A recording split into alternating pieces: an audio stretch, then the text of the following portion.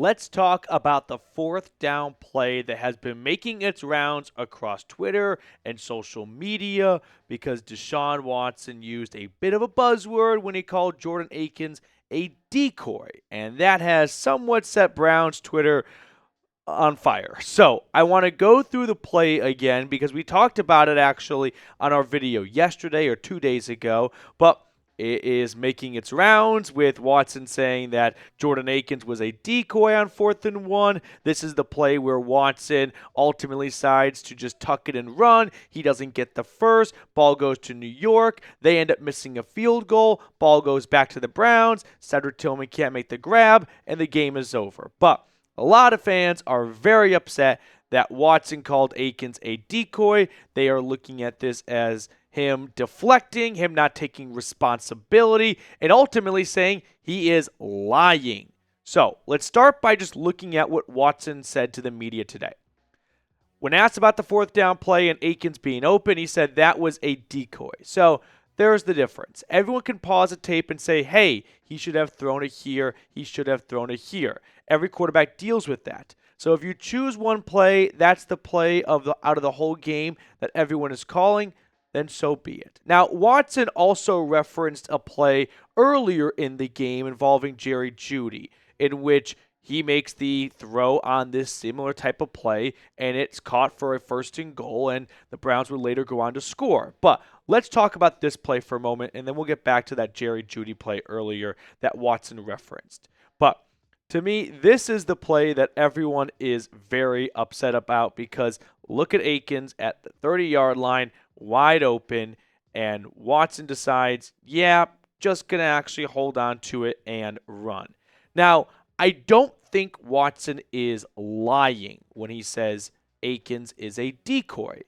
I don't think he's telling the whole truth, though, as well. So, maybe somewhat of a liar for withholding some information, but I can buy that Akins, when they broke the huddle and when they practiced this on Wednesday, Thursday, and Friday leading up to this game, that the intent and the idea was Akins is more of a decoy and the attraction is Jerry Jeudy, who you can see is getting sandwiched by 2 Giants defenders.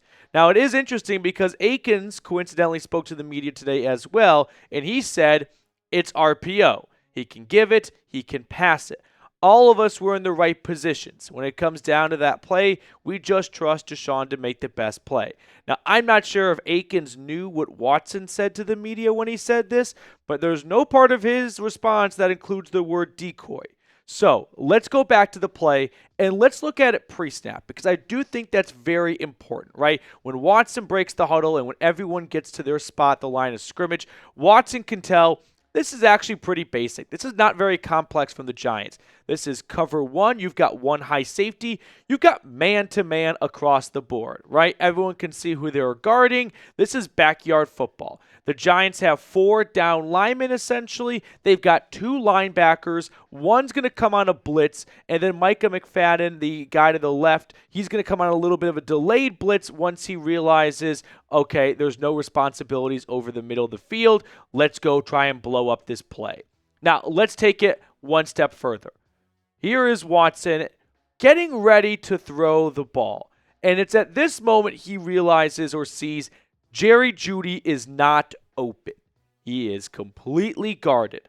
So he has a couple of options. One option is he can throw it to Jeudy. I think if he does that, he's probably going to get pass interference called. But I'm not going to fault him too much for not doing that because if he did throw it to Jeudy and the ball is intercepted or it's batted away and it's turnover on downs, everyone's going to be furious at him for throwing to a guy who's nowhere near open. So he's got Akins. I think Akins may have been a decoy, and Watson might actually be somewhat telling the truth. But that does not change the fact that if we go back to what the play looked like pre-snap for a moment here, it's man-to-man. So knowing what the play is, that you're going to have a potential rub route going on between the 2 defenders as you kind of set a little bit of a screen, a little bit of a pick and roll here, there's a good chance with man-to-man coverage here that Akins, who maybe is the decoy from the start, springs open.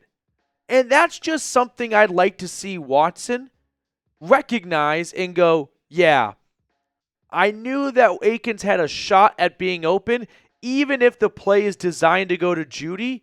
Is anyone going to be mad if he goes off schedule, which, by the way, that's kind of his thing, and decides, I kind of called an audible. I know the play says go to Jeudy, but Kevin, I hope you don't mind. I saw they lined up man-to-man, and I thought, man, if Judy's going to run a little slant on this RPO, which, by the way, this may have been an RPO. Watson was never interested in giving this ball away. It was going to be a pass all the way. So if you know you've got a slant from your outside boundary receiver and you've got your interior guy who's kind of in the slot running a little bit of an out route, that there's a good probability that the two defenders might collide.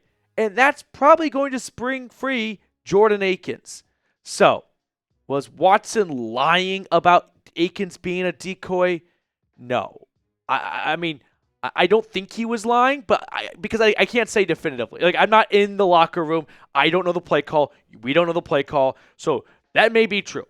Like, the play call and everything they practice may have been, this is a decoy, and the play goes to Jeudy. But if your decoy is still looking back for the football and is open, and you are about to release it, and you see Jeudy is covered, I wish he would have just shifted a little bit this way and seen Jordan Akins is wide open.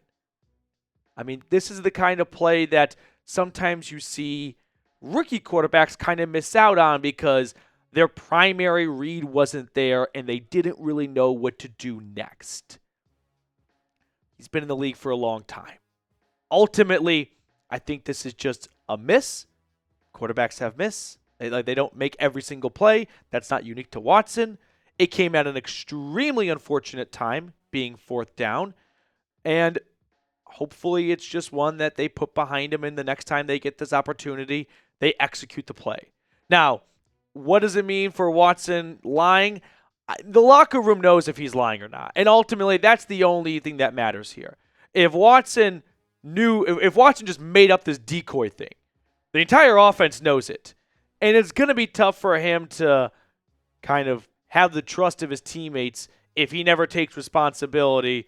And the whole offense looks bad when Watson's the one that's making up these lies about a decoy and he's not getting the ball to where it needs to go. And as a result, the offense looks really bad and everyone falls under this umbrella of the Browns' offense stinks. And, well, there's guys who are looking for contracts that aren't going to benefit from that. So at the end of the day, if the locker room knows he's telling the truth, if the locker room knows that was a decoy, which the locker room should know, then none of this really matters, right? This is all for us to get worked up on online, but the locker room knows the truth, so they don't really care if Twitter says Watson's not taking responsibility. If they know what really goes down, then I can sleep well at night.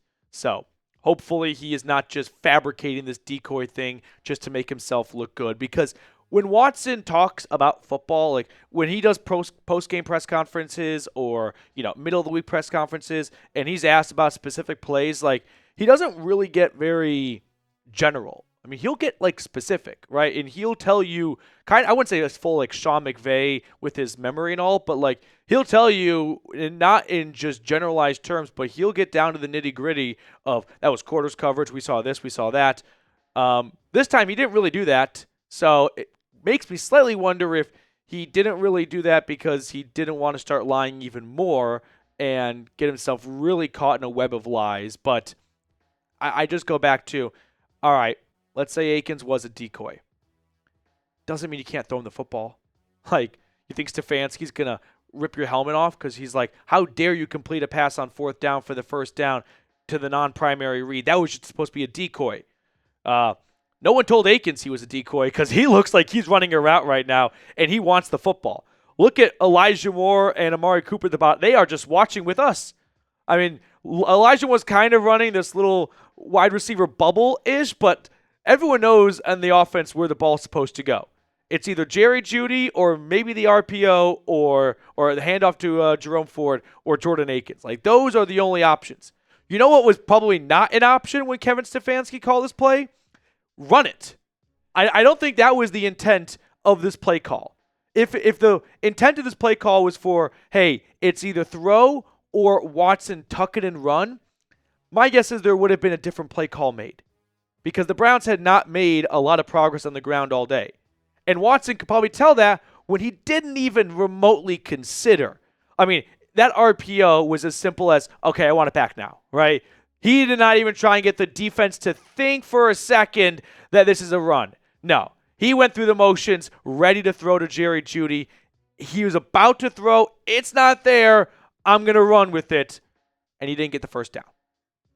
So, that's my 2 cents on this whole matter. I know some people are very upset about him not taking responsibility about it. I'm going to be, maybe you can call me a sheep here. I'm going to choose to believe that Watson may not be lying that Akins was a decoy, but that does not pardon him from distributing the ball to an open receiver on 4th down that's just right in his eyesight. That does not get him out of that, trouble. So, hope you guys enjoyed the kind of film breakdown. I know it's not our usual style of video, but I thought you guys might enjoy at least my 2 cents on what's been a very popular topic amongst Browns fans today. Thank you guys for tuning in for another episode. We'll be back tomorrow with more news and rumors and updates getting into Week 4 against the Raiders, which, by the way, quick update, I'm nervous how much I like the Browns in this game. I'm all the way back, baby. I'm just thinking right now, like, if you think it's bad for the Browns right now, like, go look at the fucking Raiders. That's a bit of a dumpster fire brewing. You go into Las Vegas and kick the snot out of them, get to 2-2. Nick Chubb comes back week 5. It's over. Let's go, boys. Let's go, Brownies.